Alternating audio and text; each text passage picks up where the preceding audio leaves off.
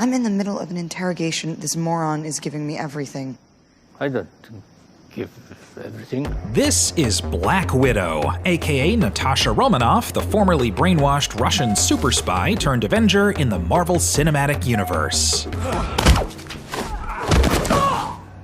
Because of Natasha's dark backstory and origin in the comic books, she was often a supporting character and not the star. But thanks to Scarlett Johansson's portrayal of the character over the past 10 years, Black Widow is finally ready to strike on her own.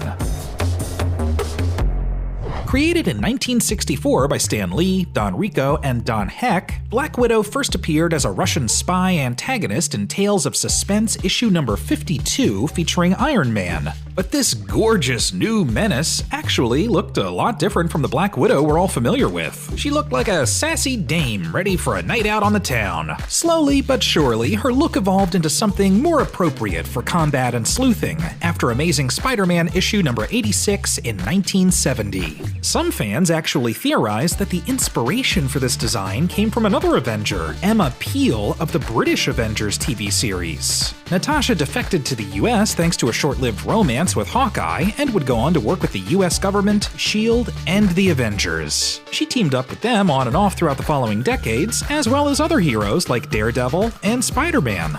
I got red in my ledger. I'd like to wipe it out.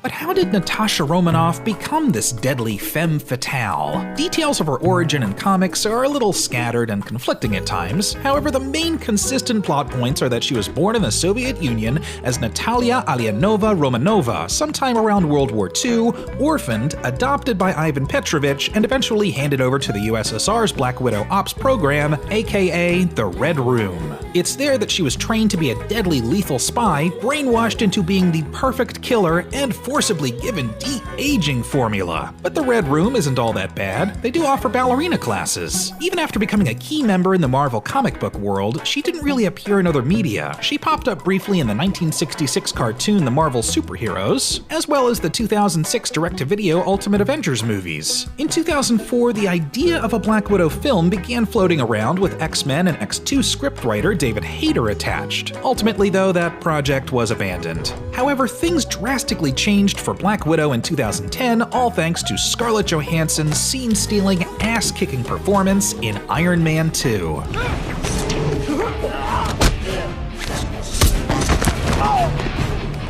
She would go on to leg scissor, shock, and borderline cripple an untold amount of bad guys in a combined 8 films. She basically became the MVP of the MCU, teaming up with Captain America, Iron Man, Hawkeye, even the Hulk. She would go on to help save the world and the universe without the assistance of superhuman strength, cutting-edge technology, or godlike powers. She was just damn good at her job. Scarlett Johansson's versatility allowed her to portray Black Widow as someone who could take charge in any dangerous situation, as well as show vulnerability as a character haunted by her past.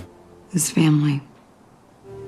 And I was better because of it.